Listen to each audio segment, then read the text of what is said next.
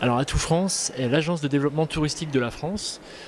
À ce titre, on est particulièrement intéressé par la filière onnotourisme. Pour la destination France, l'onnotourisme en général est une filière stratégique. Pourquoi? Parce que le vin, la vigne et l'art de vivre qui vont avec sont indissociables de l'image de marque de la France. C'est là que réside le pouvoir d'attraction de la destination France. C'est également intéressant pour la viticulture dans le sens où ça représente une source de revenus complémentaires. Et on voit bien du coup le lien et l'intérêt qu'ont ces deux mondes à travailler ensemble.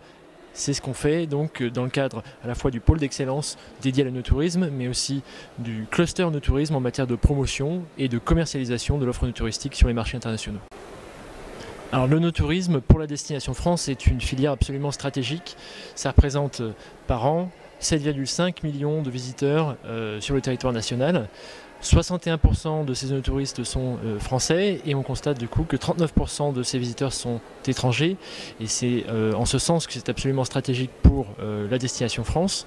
Donc parmi ces 39%, on distingue une surreprésentation de la Grande-Bretagne, des Belges, des Néerlandais et des Allemands qui sont donc les principaux bassins émetteurs d'onnotouristes vers la France. Ces touristes sont intéressants à double sens, notamment parce qu'ils dépensent. On estime que par séjour, les onnotouristes dépensent sur des postes vins 203 €, donc c'est sans compter ce qui est dépensé sur le reste du séjour, notamment sur l'hébergement. Donc c'est un tourisme intéressant pour les territoires, intéressant pour la viticulture et intéressant pour la destination France, puisque l'onnotourisme est indissociable de la destination France, de ses valeurs, de ce qu'on cherche à véhiculer comme image, l'image de marque, l'art de vivre. Tout ça font qu'il existe un intérêt fort de la part du tourisme et de la viticulture à travailler ensemble pour le développement de cette thématique.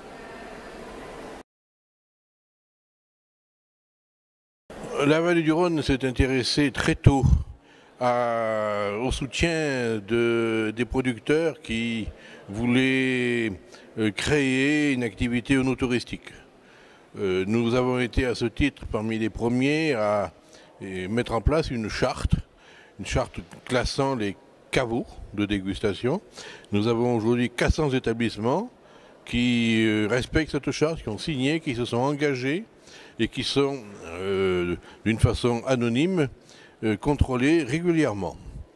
Nous avons aussi connu une augmentation de notre budget interprofessionnel consacré à l'interprofession assez sensible ces dernières années, puisqu'il a été augmenté de 30%.